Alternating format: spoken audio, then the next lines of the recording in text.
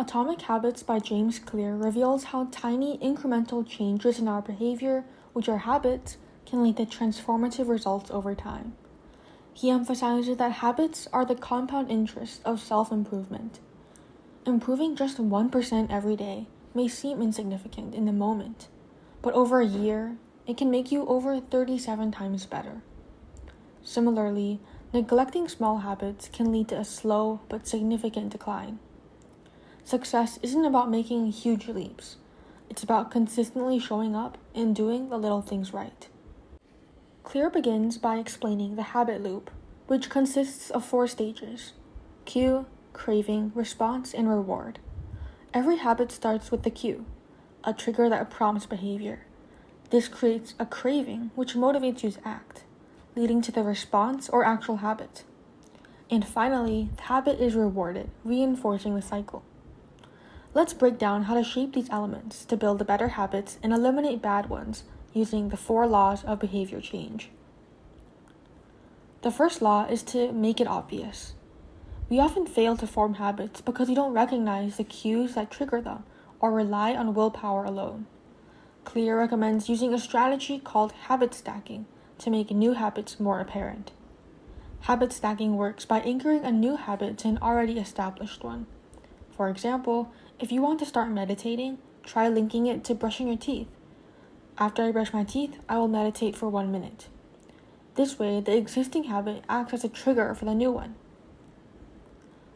Another powerful tool is environment design. To break bad habits, you need to make the cues less visible or increase friction in doing the habit.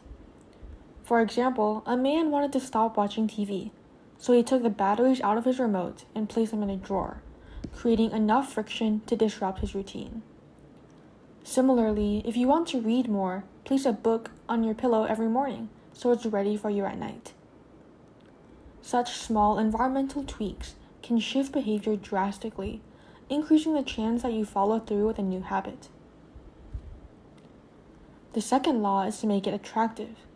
Humans are naturally motivated by rewards and the anticipation of pleasure. Clear introduces a concept called temptation building, where you pair a habit you want to build with something you enjoy.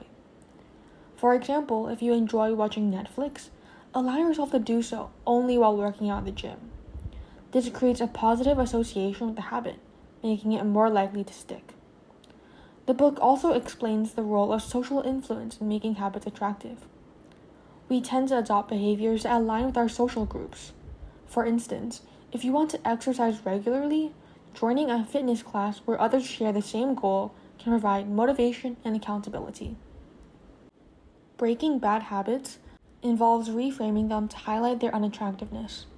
Clear uses the example of smoking, where focusing on the long-term health risks rather than the immediate satisfaction of nicotine can shift your perspective. Visualization techniques can also help. Imagine the negative consequences of giving in to a bad habit, like picturing the long-term effects of procrastination on your career or health. The third law is to make it easy. A common mistake is setting goals that require too much effort up front. Clear advises starting small and reducing friction. He cites the 2-minute rule, which states that any habit can be scaled down to take less than 2 minutes. For example, instead of deciding to run 5 kilometers, commit to putting on my running shoes. The logic is that once you've started, it's easier to keep going. Clear shares the story of a man who lost over 100 pounds by committing to just showing up to the gym for 5 minutes a day. Over time, this tiny commitment grew into a full-fledged routine.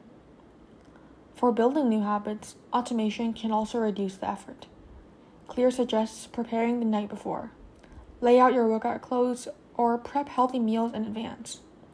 For breaking bad habits, the principle is reversed. Add friction to make them harder. For example, if you're addicted to social media, log out of your accounts after each use, or delete the apps from your phone entirely. By increasing the effort required, you're less likely to indulge. The fourth law is to make it satisfying. Habits stick when they provide a sense of immediate gratification. Clear recommends using visual tracking systems, such as marking off days on a calendar or maintaining a habit tracker.